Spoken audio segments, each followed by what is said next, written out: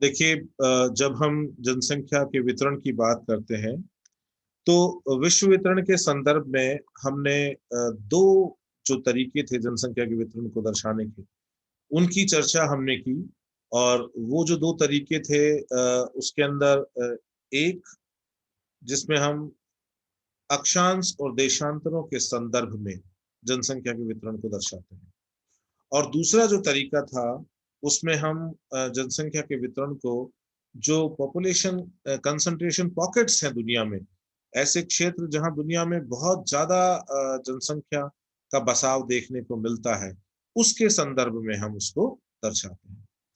और इसके बाद जो हम चर्चा करेंगे, वो हम चर्चा करेंगे कि हम पूरे विश्व के मानचित्र के ऊपर जनसंख्या के वितरण को और कैसे कैसे दिखा सकते हैं। ठीक है, तो यहाँ पर आपके सामने जो मानचित्र है उसमें डॉट मेथड से पूरी दुनिया के मानचित्र पर जनसंख्या के वितरण को दर्शाने की कोशिश की गई।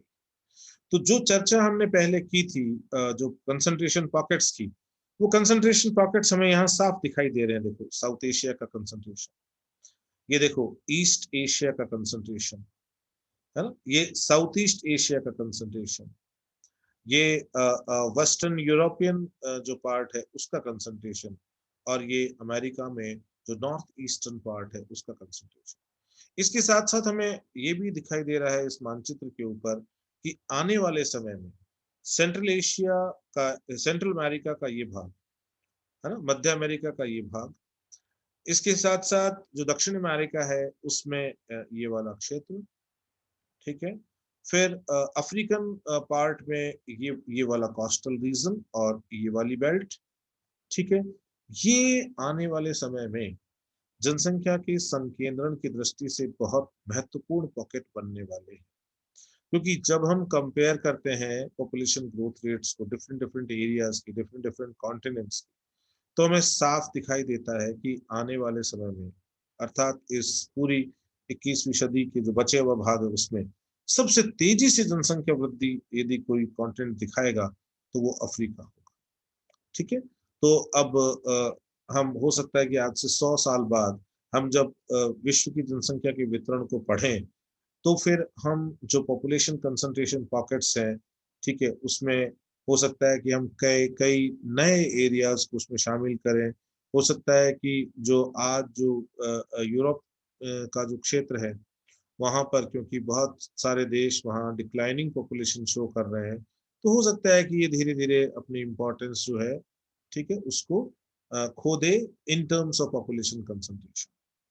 ठीक है, अब देखिए यदि हम महाद्वीपों के अनुसार जनसंख्या का वितरण करें, ठीक है ना, तो हम उसको किस प्रकार दर्शाते हैं, और ये बहुत इंपॉर्टेंट स्लाइड्स हैं, है ना। और इसके अंदर हम क्या कर रहे हैं, पॉपुलेशन प्रोजेक्शन के डेटा को भी शामिल कर रहे हैं, है ना। तो इससे जो अगली स्लाइड है उसमें भी हम क्या करेंगे, थोड़ा रीसेंट डेटा लेंगे, 2017 का डेटा लेके चलेंगे। लेकिन यहाँ पर जो मेन हमारा मकसद है वो है ट्रेंड्स को ऑब्जर्व करना, है ना। तो देखिए, जब हम 2013 के आंकड़े देखते हैं, बहुत ज्यादा पुराने आंकड़े नहीं है, ठीक है, जो ट्रेंड्स है अभी वर्तमान चल रहे हैं ये उनका प्रतिनिधित्व कर रहे हैं, है ना। तो ये बहुत सारे कॉन्टिनेंटल पार्ट्स हैं। हम यहाँ पर सबसे पहले देखते हैं कि सबसे ज्यादा जनसंख्या एशिया महाद्वीप में पाई जाती है, ठीक है। और वितरण के हिसाब से जो दूसरा सबसे बड़ा क्षेत्र है वो अफ्रीका महाद्वीप है, तीसरा सबसे बड़ा क्षेत्र यूरोपियन कॉन्टिनेंट है, चौथा सबसे बड़ा क्षेत्र लैटिन अमेरिका और कैरेबियन देश वाला क्षेत्र है ना, जिसमें आप दक्षिण अमेरिकी और मध्य अमेरिकी क्षेत्र शामिल हो जाते हैं, ठीक है। फिर उत्तरी अमेरिका वाला क्षेत्र है, और फिर ओशेनिया जिसके अंदर हम ऑस्ट्रेलिया और न्यूजीलैंड को भी शामिल करते हैं, वो क्षेत्र शामिल, ठीक है। 6 क्षेत्र हम इसलिए ले रहे हैं क्योंकि जो सातवां क्षेत्र है, दैट इज अंटार्कटिका, है ना, महाद्वीपों की दृष्टि से वो लगभग लगभग निर्जन क्षेत्र है। केवल और केवल कुछ साइंटिफिक लेबोरेटरीज जो है वो जरूर वहां देखने को मिलती है जहां पर हमारे साइंटिस्ट काम करते हैं, है ना। अब देखिए, पूरे विश्व की लगभग 60% जनसंख्या जो है वो केवल और केवल एशिया महाद्वीप में निवास करती है, जहां पूरी विश्व में सबसे ज्यादा जनसंख्या का घनत्व भी पाया जाता है, 135 व्यक्ति प्रति वर्ग किलोमीटर, ठीक है।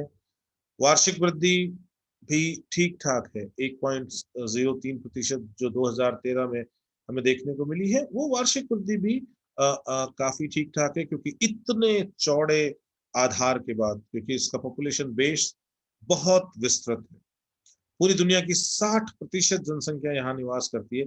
इसका मतलब इसका जो पॉपुलेशन बेस है, इसका जनसंख्या आधार है, वो बहुत बड़ा है। उस केस में यदि एनुअल ग्रोथ यदि 1.03 भी रहती है, तो फिर ये substantial number of population increase को दिखाती है आने वाले समय में। इसीलिए हम देखते हैं कि 2050 में जब हम एशिया की जनसंख्या की बात करेंगे, तो आज जो लगभग लगभग 4.29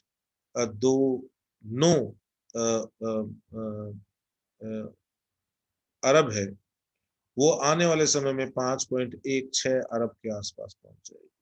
यदि हम करोड़ के संदर्भ में करें, तो आज जो लगभग 430 करोड़ जनसंख्या है ना, आज का मतलब 2013 से है ना, वो 2050 में बढ़कर 516 करोड़ के मार्क को पार कर जाएगी। ठीक है, इसका मतलब कि यहाँ एडिशन तो हो रहा है ना, बढ़ोतरी तो हुई है। कुल जनसंख्या में यदि हम व्यक्तियों की संख्या की बात करें, तो उसमें बढ़ोतरी हो रही है, और वो अगले लगभग लगभग 3-4 दशकों तक हमें लगातार बढ़ती नजर आएगी। लेकिन यदि हम प्रतिशत की बात करें, तो जो जो जनसंख्या का प्रतिशत पूरी दुनिया का के संदर्भ में 60% जनसंख्या एशिया में निवास करती है 2013 में, ये स्थितियां थोड़ी बदलेगी, और 2050 में ये प्रतिशत जो है ये 54 के आसपास रह जाएगा। इसका मतलब ये हुआ कि पॉपुलेशन में वृद्धि तो हो रही है, लेकिन यदि आप पूरी दुनिया की जनसंख्या के संदर्भ में यदि आप पॉपुलेशन प्रोपोर्शन की बात करें, तो वो डिक्लाइन हो रहा है, वो 60 से 54 के आसपास पहुंच जाएगा। ठीक है, अफ्रीका की यदि आप बात करें, 2013 में इसकी जनसंख्या मात्र 111 करोड़ के आसपास हमें देखने को मिलती है, और ये लगभग लगभग 15.5% है पूरी दुनिया का, है ना। जनसंख्या घनत्व भी बहुत कम पाया जाता है, 36 पर्सन पर square kilometre. But the most alarming thing is population growth rate. The annual growth rate is 2.46 and that is very high. ये बहुत उच्च है। ठीक है, यही कारण है कि ये जनसंख्या जो है, जो हमें 2013 में जो आंकड़ा दिखाई दे रहा है, ये लगभग लगभग ये मान लीजिए कि 40 से भी कम वर्षों के भीतर भीतर ये दुगना ही नहीं बल्कि उससे भी ज्यादा बढ़ोतरी दिखाएगा। ठीक है, और जो जनसंख्या 2013 में केवल विश्व के संदर्भ में मात्र और मात्र 15.5% है, वो 2050 में बढ़कर 25.1% हो जाएगी। इसका मतलब ये हुआ कि यदि हम 2050 में बात करेंगे, तो 2050 में हर चौथा आदमी जो होगा वो अफ्रीकन होगा। ठीक है, इतनी तेजी से ये जनसंख्या वृद्धि हो रही है। इसीलिए मैंने आपको दिखाया था ना, पिछले मानचित्र में जो डॉट मेथड से हम जनसंख्या वितरण दिखाते हैं, उसके अंदर मैंने आपको ये चीज दिखाई थी कि आने वाले समय में दो मेजर कंसंट्रेशन, पॉपुलेशन कंसंट्रेशन जो हैं, वो अफ्रीका में डेवलप होते साफ दिखाई दे रहे हैं। यदि अब यूरोप की बात करें, जहां पर 2013 में पॉपुलेशन जो है उसका संकेंद्रण मात्र और मात्र 74 करोड़ के आसपास, और ये लगभग 10% से थोड़ा अधिक जनसंख्या पूरी दुनिया की रखता है। ठीक है, यहाँ पर जनसंख्या का घनत्व है, वो भी यदि हम पूरे यूरोप का संदर्भ लें, है ना, तो वो 32 पर्सन पर स्क्वायर किलोमीटर। ठीक है, पॉपुलेशन ग्रोथ रेट पे यदि हम ध्यान दें, तो यहाँ पर भी ये बहुत अलार्मिंग है। लेकिन ये अलार्मिंग उस तरह की नहीं है जिस तरह से हमें अफ्रीका के केस में देखने को मिला था। अफ्रीका के केस में ये साफ दिखाई दे रहा है कि पॉपुलेशन बहुत तेजी से बढ़ रही है, और यूरोप के केस में ये साफ दिखाई दे रहा है कि पॉपुलेशन की जो वृद्धि है वो लगभग अब रुक सी गई है, और लगभग जनसंख्या जो है वो स्थायित्व के स्तर को छू रही है ना। तो इससे हमें एक और चीज देखने को मिलती है कि अगले लगभग लगभग 4 दशकों में जो यूरोप की जनसंख्या जो 2013 में 74 करोड़ से कुछ अधिक है, वो घटकर मात्र 70.91 करोड़ रहने की अ, अ, अ, उम्मीद है। ऐसे हमें प्रोजेक्शंस से जो डेटा वो दिखाई देते हैं जब हम पॉपुलेशन प्रोजेक्शंस को अप्लाई करते हैं। और जो आज यूरोप पूरी जनसंख्या के 10.4% लोगों की बसावट दिखा रहा है, वहां पर 2050 में पूरी विश्व की जनसंख्या का मात्र 7.4% ही निवास करेगा। इसका मतलब पॉपुलेशन कंसंट्रेशन के यदि संदर्भ में बात करें तो यूरोप के केस में हमें एब्सोल्यूट पॉपुलेशन में भी डिक्लाइन साफ नजर आ रहा है ना, और हमें प्रोपोर्शन जो है in reference to the world population उसमें भी साफ डिक्लाइन नजर आ रहा है। अब देखो, जब हम नॉर्थ अमेरिका की बात करें, वहां पर लगभग लगभग 35.5 करोड़ जनसंख्या देखने को मिलती है 2013। ठीक है, और ये लगभग 5% है पूरी दुनिया का। पॉपुलेशन डेंसिटी भी बहुत कम है, ये 16%, 16 व्यक्ति प्रति वर्ग किलोमीटर ही है। ठीक है, यहाँ वार्षिक वृद्धि जो है वो 0.83 है। ठीक है, और इस वार्षिक वृद्धि में बहुत बड़ा जो रोल है या भूमिका है वो है माइग्रेशन। ठीक है, ये जनसंख्या जो है ये लगभग लगभग 4 दशकों में बढ़कर और 45 करोड़ का आंकड़ा छूने लगेगी। मतलब यहाँ पर जनसंख्या में हमें स्पष्ट वृद्धि दिखाई दे रही है। लेकिन फिर भी इसका भी जो प्रोपोर्शन है, इसका जो विश्व जनसंख्या में इसका जो शेयर है वो डिक्लाइन करे।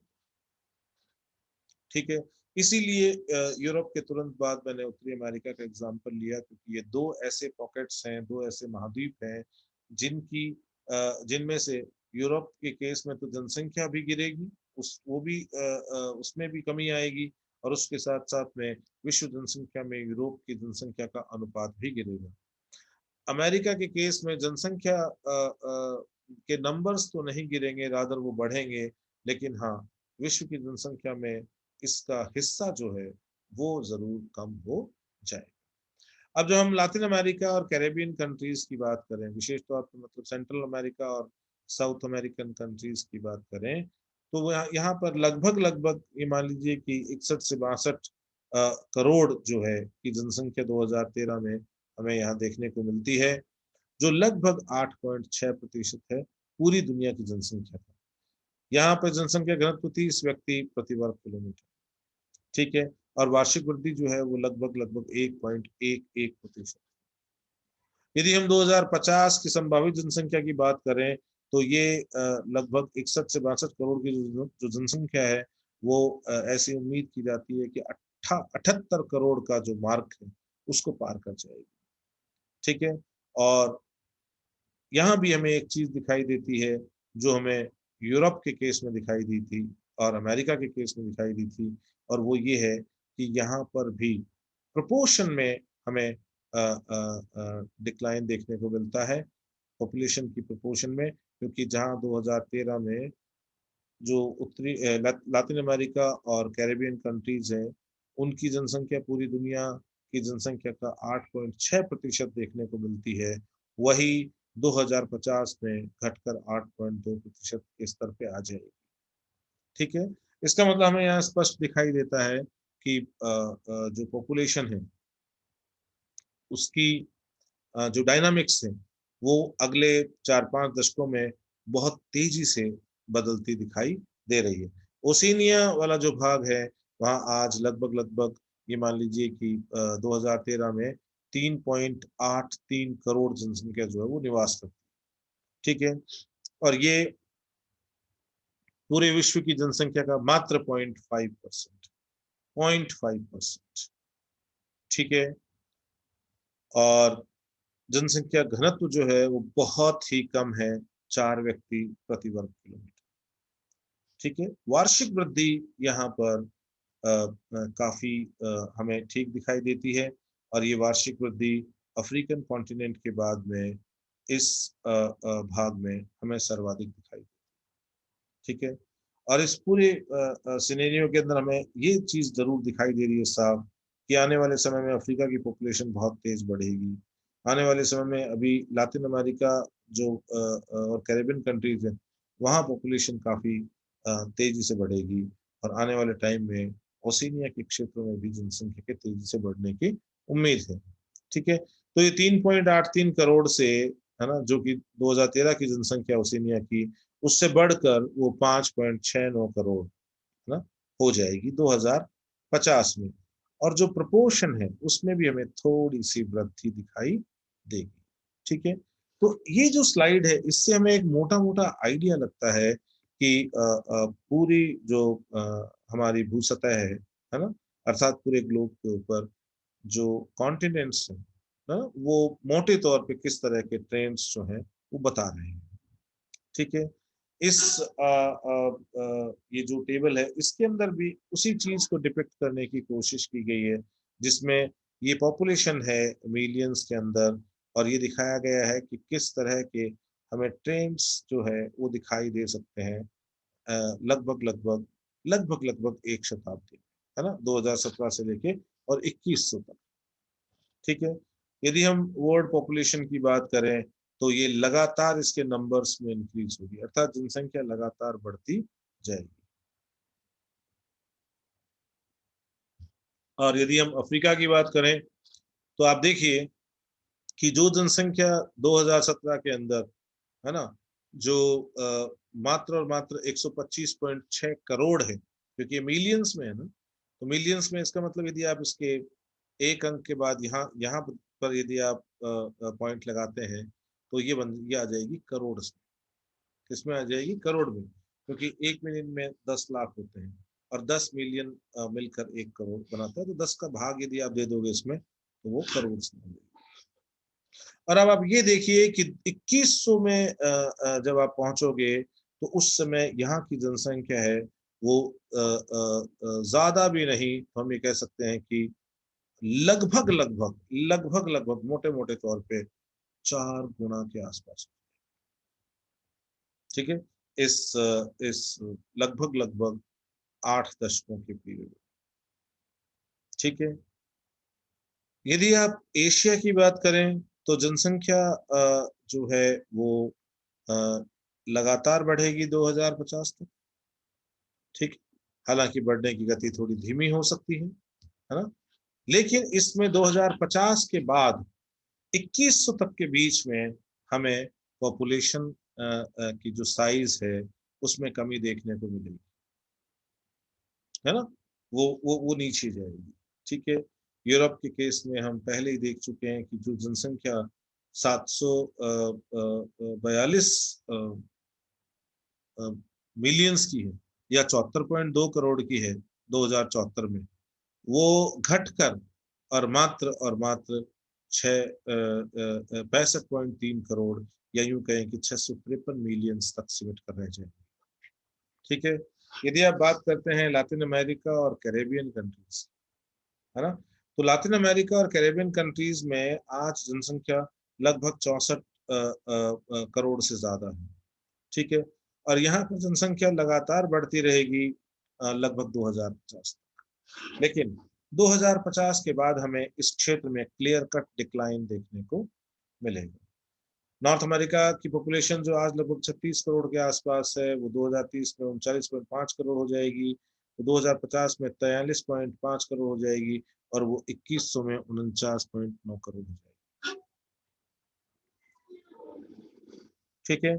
और इसका जो मूल कारण है वो ये है कि अमेरिका जो है that is land of dreams, है ना, तो वहां पर पूरी दुनिया से जो लोग हैं वो उस तरफ जाकर और हमें बसने के लिए लालायत दिखाई देते हैं, ठीक है। तो वहाँ की नेचुरल इंक्रीज के साथ में हम ये देखते हैं कि जो वहाँ पर जो माइग्रेशन के कारण जनसंख्या वृद्धि है वो भी आपको काफी अच्छी दिखाई देगी, ठीक है, ये साइज ऑफ पॉपुलेशन है कॉन्टिनेंट वाइज।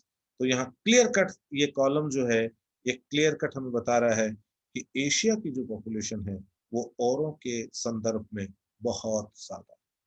ये जो दूसरा कॉलम है ना, ये जो दूसरा दंड है वो अफ्रीका के लिए है, ये तीसरा दंड यूरोप के लिए है, ये चौथा चौथा जो दंड है ये लातिन अमेरिका और कैरेबियन कंट्रीज के लिए है, और ये पांचवा जो दंड आपको दिखाई दे रहा है ये नॉर्थ अमेरिका के लिए है, और ये ओशिनिया है ना। तो हम इस बार डायग्राम की हेल्प से बहुत अच्छी तरह हम देख सकते हैं कि पॉपुलेशन डिस्ट्रीब्यूशन कॉन्टिनेंट वाइज हमें किस तरह का देखने को मिलता है। और जो टेबल्स हमने की है अभी यहाँ पे वो हमें प्रोस्पेक्टिव ट्रेंड्स बताती है आज की वर्तमान स्थिति के साथ साथ कि आज जनसंख्या वितरण कैसा है, ठीक है, इन terms of numbers and in terms of proportion, अनुपात के संदर्भ में और संख्या के संदर्भ में। और ये बताती है कि आगे आने वाले समय में हम 2050 और 2100 तक स्थितियां जो है वो कैसी हमें देखने को मिल सकती है। ठीक है, ये देखिए ये 1950 की स्थिति है, और देखिए ये वाला जो भाग है ये एशिया का है ना, और ये जो दूसरा सबसे बड़ा भाग है यूरोप का। अब देखिए कि 2015 की स्थिति में किस तरह हम देखते हैं कि एशिया और यूरोप के क्षेत्र जो हैं वो लगातार सिकुड़ रहे हैं, लेकिन अफ्रीका का क्षेत्र बढ़ रहा है। अफ्रीका का क्षेत्र जो है वो 1950 में जो 9.1% जनसंख्या थी पूरी दुनिया की, है ना, अफ्रीका में निवास करती थी, ये 16.1%, और एशिया का प्रोपोर्शन घट गया है, यूरोप का प्रोपोर्शन घट गया। यदि आप 2050 के अंदर देखें, ठीक है, तो स्थितियां और ज्यादा बदलती हुई दिखाई देती है। ठीक है, और 2050 में हम देखते हैं कि अफ्रीका की जनसंख्या है ये पूरी दुनिया की जनसंख्या का लगभग लगभग 25% के आंकड़े तक पहुंच जाए। ठीक है, एशिया की पॉपुलेशन के अंदर भी हमें कमी देखने को मिलती है, और इवन जो यूरोपियन भाग है वहां पर भी हमें जनसंख्या में कमी देखने को मिलती है। 2100 की यदि आप बात करोगे तो उस समय तक हमारी जो एशिया महाद्वीप है उसकी जनसंख्या लगभग लगभग 43.6% तक पहुंच जाएगी। ठीक है, और उसके साथ साथ में इसके बहुत नजदीक पहुंच जाएगा जिसको हम कहेंगे अफ्रीका। ठीक है, क्योंकि ये कहा जा सकता है कि जनसंख्या की दृष्टि से ये जो 21वीं सदी है ये अफ्रीका की सदी है। ठीक है, वहां पर सबसे ज्यादा पॉपुलेशन डायनामिक्स जो है वो चेंज होती नजर आएगी, है ना। यदि हम वर्ल्ड पॉपुलेशन 2015 से 2100 तक देखें, है ना, तो यूनाइटेड जो नेशंस है उसके जो प्रोजेक्शंस है वो ये बताते हैं कि बहुत तेजी से जनसंख्या में जंप दिखाई देगा। ये देखिए, ये यदि आप वर्तमान स्थिति ले लो, है ना, 2015 की, तो ये स्थिति हो जाएगी 2100। तो सबसे ज्यादा जनसंख्या की वृद्धि यदि इस 85 साल के टाइम में कोई भी कॉन्टिनेंट दिखा रहा है तो वो कॉन्टिनेंट अफ्रीका। ठीक है, इसके अलावा आप देखते हो कि एशिया में, लातिन अमेरिका और कैरेबियन कंट्रीज में और नॉर्थ अमेरिकन भाग में पॉपुलेशन जो है वो आपको बढ़ती हुई नजर आ रही है। ठीक है, और इसके साथ साथ हम ये देखते हैं कि कुछ ऐसे क्षेत्र भी हैं जैसे यूरोप में, वहाँ पॉपुलेशन जो है वो डिक्लाइन कर रही है। ठीक है, तो इस तरह से हम पूरे सिनेरियो को समझने की कोशिश करते हैं कि आज क्या स्थिति है ना, आज के बाद लगभग लगभग 2030 या 2040 में क्या स्थितियां बनती है। ठीक, तो इस तरह से हम इस पॉपुलेशन जो डिस्ट्रीब्यूशन की डायनामिक्स है उनको देखते हैं। अब देखिए, यदि आप 2013 के अनुसार यदि बात करें, है ना, हम यहाँ पर 2015 के डेटा भी लेंगे, हम 2100 के डेटा भी यहाँ पर डिस्कस कर रहे हैं, तो पूरी दुनिया में जो सबसे ज्यादा घने बसे हुए देश हैं, उसमें सबसे एक नंबर पे चीन है ना। उसके बाद Bharat, America, Indonesia, Brazil, Pakistan, Nigeria, Bangladesh, है ना, रूस, जापान, ये इनकी बारी आती है। ठीक है, और फिर हम देखते हैं कि 11वें और 12वें नंबर पर मैक्सिको और फिलीपींस, 10वें पे जापान है, 11वें 12वें पर मैक्सिको और फिलीपींस है। ठीक है, तो हम ये देखते हैं कि आने वाले समय के अंदर हम ये देखते हैं कि बहुत सारे जो कंट्रीज, जो अभी मोस्ट पॉपुलस कंट्रीज हैं, ठीक है, हो सकता है कि वो इस सूची से बाहर हो जाए, है ना, जो और नए जो कंट्रीज हैं वो इसके अंदर जुड़ जाए। ठीक है, और इसकी एक झलक आपको 2015 के डेटा में मिलती है। तो 13 में जहां पर हम जापान को इन 10 पॉपुलस कंट्रीज में शामिल करते हैं, यहाँ पर देखिए, यहाँ जापान शामिल नहीं है। ठीक है, और आप जब मोस्ट पॉपुलस कंट्रीज की बात करते हो इन 2100, तो दैट विल बी इंडिया। आज चाइना है, पर यदि ये स्थिति हुई, है ना, 2021 की यदि हम बात करें वर्तमान पॉपुलेशन ट्रेंड्स को देखते हुए, तो चाइना तो India will be the most populous country of the world, है ना, then followed by China, Nigeria, USA, Congo, Pakistan, Malaysia, Tanzania, Ethiopia और है ना।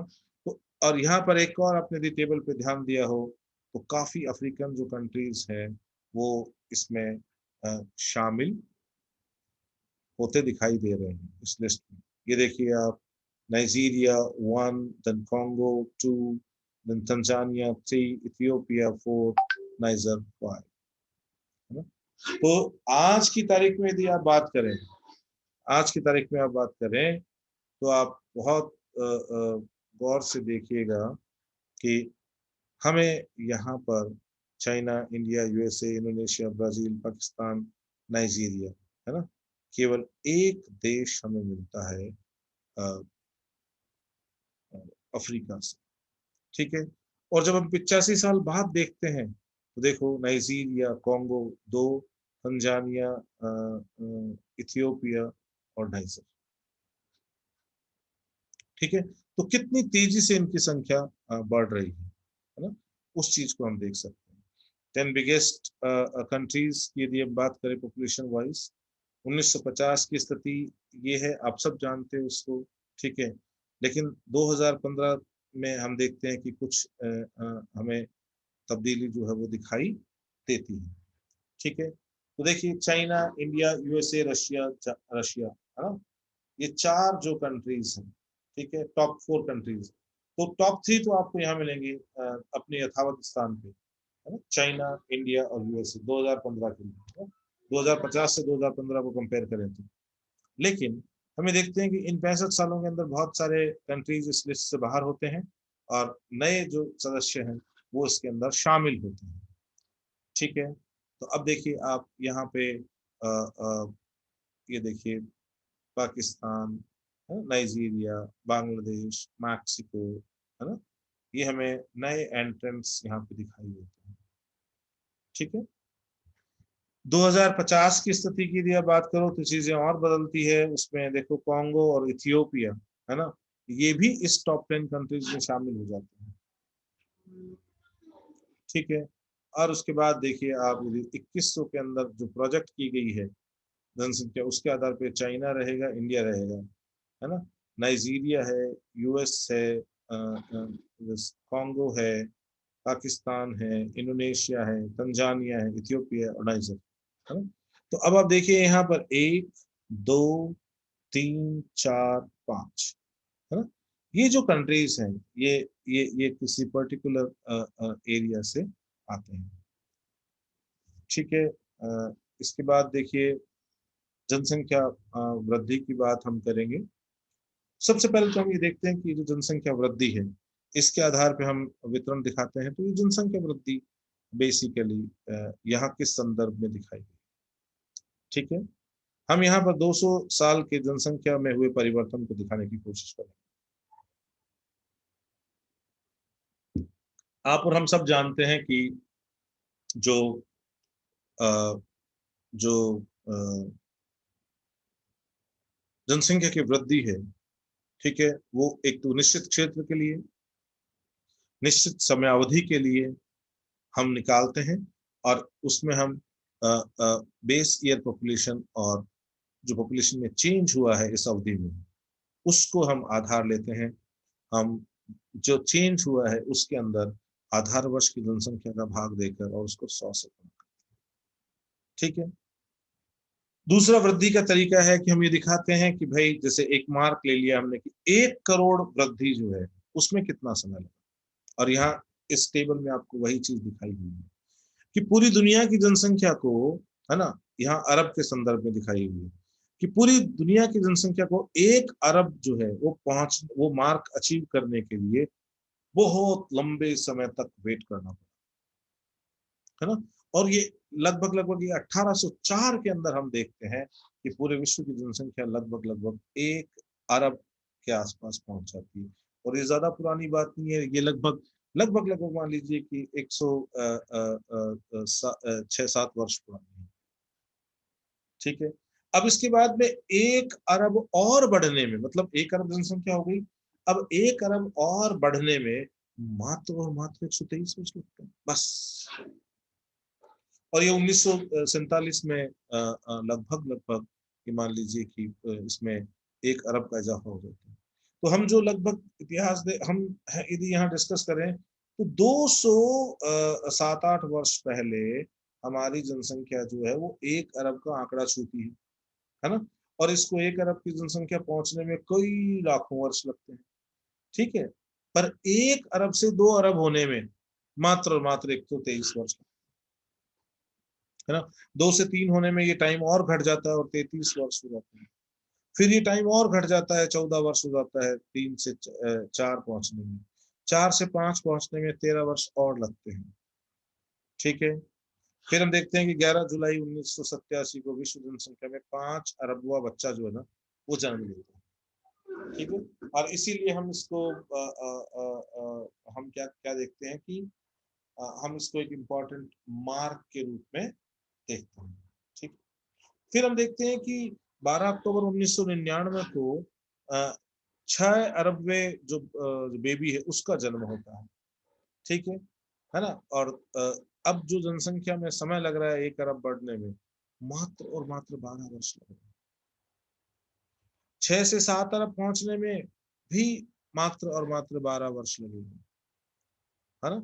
लेकिन 7 से 8 अरब जब पहुंचेगी जनसंख्या, तो उसमें हमें थोड़ा सा एक सुखद संकेत मिलता है कि यहाँ हमें जो पॉपुलेशन में 1 अरब की वृद्धि जो है उसमें जो जो बहुत कम समय में हो जा रही थी वो समय अब बढ़ता हुआ नजर आ रहा है, ठीक है। तो 8 अरब की जो जनसंख्या है उसके लिए कहा गया है कि ये लगभग 2024 में हम ये आंकड़ा प्राप्त कर लेंगे, ठीक है। और उसके बाद हम देखेंगे कि अगला जो 1 अरब और जुड़ना है उसमें 13 वर्ष और लगेंगे, ठीक है। और उसके बाद यदि 1 अरब की और बढ़ोतरी होनी है उसमें, ठीक है, तो फिर 16 वर्ष और लगेंगे, ठीक है। और यदि उसको 10 अरब का मार्क पहुंचने में, है ना, यदि जो हमारी जनसंख्या है इस पूरी पृथ्वी की मानव जनसंख्या, उसको 10 अरब का मार्क जो है ना, वो अ, अ, देखने को मिलता है, अर्थात केवल और केवल 1 अरब की बढ़ोतरी, ठीक है, उसमें अब 22 वर्ष, ठीक है। तो अब ये ट्रेंड थोड़ा सा हमें बदलता हुआ नजर आ रहा है, ठीक है। पॉपुलेशन की ग्रोथ के हिसाब से यदि आप यहाँ पर इस मैप के अंदर देखें तो हमें अच्छी तरह दिखाई देता है कि 1700 ईसा बाद जो जनसंख्या है उसका आकार बहुत ज्यादा बड़ा नहीं था, लेकिन और भी बहुत धीमी धीमी गति से ये वृद्धि कर रही थी। लेकिन हम देखते हैं कि 1904 में ये 1804 में ये 1 अरब हो जाती है, ठीक है। उसके बाद में 1927 में ये 2 अरब हो जाती है, और फिर देखिए कि और ज्यादा बढ़ने में इनको लगातार कम समय लगता है। ठीक है, तो इस तरह से हम ये देखते हैं कि हम जनसंख्या वृद्धि जो है, ठीक है, उसकी सहायता से भी हम पॉपुलेशन के डिस्ट्रीब्यूशन को दिखाने की कोशिश भी कर सकते हैं।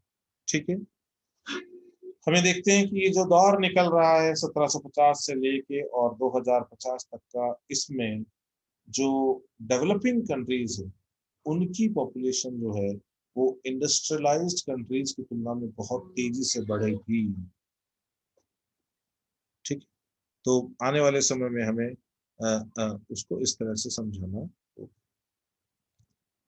ठीक है, और इसके बाद देखिए, यदि हम उन कंट्रीज की बात करें जो सबसे ज्यादा जनसंख्या वृद्धि दिखा रहे हैं, तो उसमें से Qatar, Zimbabwe, niger, Uganda, Ethiopia, Burundi, Burkina Faso, संयुक्त अरब अमीरात, है ना, जाम्बिया, ये सब ऐसे देश हैं जहां पर पॉपुलेशन ग्रोथ रेट आप थोड़ा सा नजर डालिए, ठीक है, वार्षिक वृद्धि दरें वो 3 से भी ज्यादा है। अर्थात ये वो देश हैं जहां बहुत ज्यादा तेज गति से जनसंख्या में वृद्धि हमें दिखाई दे रही है। ठीक है, बहुत सारी दुनिया में ऐसे भी देश हैं जहां पर हमें ऋणात्मक जनसंख्या वृद्धि देखने को मिलती है, अर्थात वहां पर जो जनसंख्या है वो डिक्लाइन कर रही है ना। ये एवरेज एनुअल जो रेट ऑफ पॉपुलेशन चेंज है उसको यहाँ दिखाया गया है 2010 से 2015 के बीच।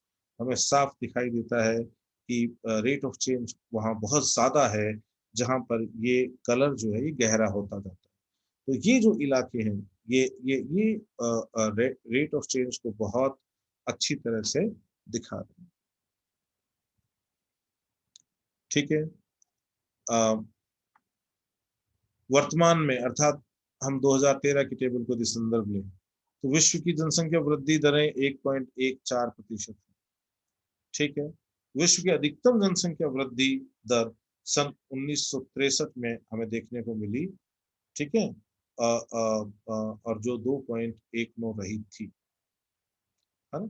सन 2000 में यह अनुमानतः 1% हो जाए एवं 2100 के आते आते यह 0.1% ही रह जाएगी। ठीक, और इस ग्राफ से हम इस चीज को बहुत आसानी से देख सकते हैं। ये नीचे समय संदर्भ है और ये annual growth rate of world population.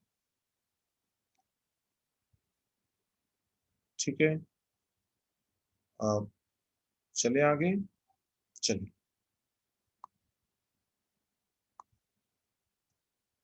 ये देखिए जनसंख्या की वृद्धि दर एवं घनत्व जो है उसकी टेबल हमारे सामने है ना। तो हमें पता है कि आज यदि जो 10 दुनिया के सबसे घने हुए बसे हुए देश हैं, यदि हम उनकी स्थिति लें, ठीक है, तो हम देखते हैं कि डेंसिटी के हिसाब से बांग्लादेश सबसे ऊपर है इनके अंदर। इसके बाद यदि हम बात करते हैं बांग्लादेश के बाद में, तो फिर नंबर आता है भारत का और जापान का। ठीक है, वार्षिक वृद्धि दर देखिए तो जहां जहां पर वार्षिक वृद्धि दरें आपको ऊंची दिखाई दे रही हैं उन पर फोकस डालिए। उसमें सबसे पहले ध्यान दीजिए नाइजीरिया, है ना। यहाँ पॉपुलेशन ग्रोथ रेट जो है वो बहुत हाई।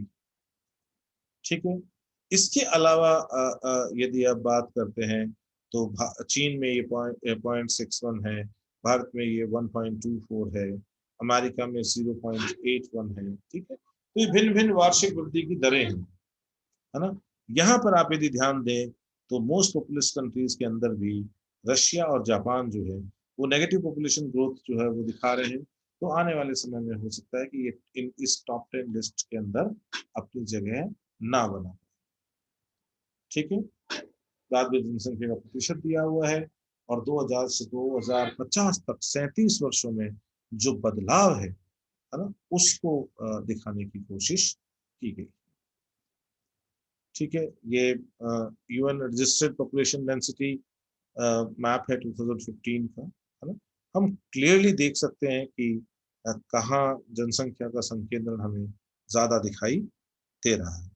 ठीक है, ये पॉपुलेशन डायनामिक्स है। यहाँ पे हम देखते हैं कि 2000 में पॉपुलेशन डेंसिटी की स्थिति ऐसी थी, और 2000 से 2020 के बीच में इसमें थोड़ा और फैलाव देखने को मिलता है। 2020 से 2050 का जो दशक है, उसमें हमें यहाँ पर कंसंट्रेशन और स्पष्ट दिखाई देने लगते हैं, और 2050 और 2080 के दशक में ये बहुत वेल एस्टेब्लिश्ड स्थिति हमें दिखाई देती है। ठीक है, और हम देखते हैं कि ये जो 30 वर्ष का पीरियड है ना, इसको यदि हम ध्यान दें, तो अब पॉपुलेशन के जो डायनामिक्स है उसमें थोड़े से हमें ट्रेंड्स जो है वो हल्के से शिफ्ट होते दिखाई देते हैं। ठीक है, यदि हम 2011 के आंकड़ों का यदि हम आधार लें, तो ये लिस्ट है विश्व के सर्वाधिक जनसंख्या घनत्व वाले देश, है ना।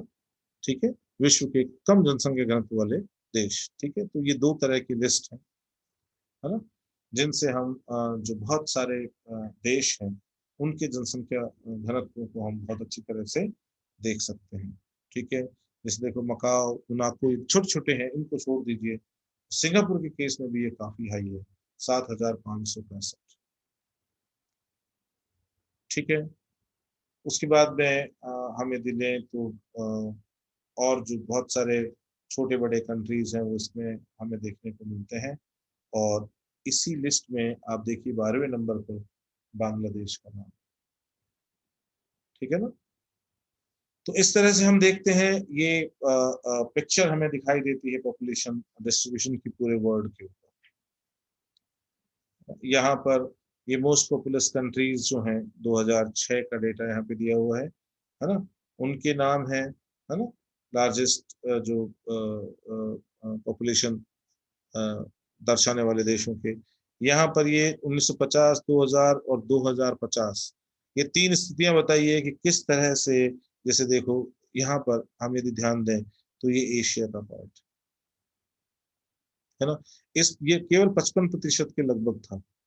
ठीक है, इसमें हमें 2000 तक बढ़ोतरी दिखाई देती है, ये बढ़ जाते हैं, लेकिन बाद में वापस हमें इसमें कमी आती नजर आती है। इस तरह से ये जो अलग अलग अलग कलर्स हैं, ठीक है, ये अलग अलग कॉन्टिनेंट्स के शेयर को बताते हैं कि पिछले लगभग लगभग 100 सालों में, है ना, पिछले और आने वाले, है ना, उनको मिलाकर लगभग लगभग 100 सालों में किस तरह का चेंज हमें दिखाई दे रहा है 1950 से लेकर और 2050 के बीच। ठीक है, और आज हम 2021 में हम ये बात कर रहे हैं। ठीक है, तो इसी के साथ ये जो पॉपुलेशन डिस्ट्रीब्यूशन है, वर्ल्ड पॉपुलेशन डिस्ट्रीब्यूशन, ये हमारा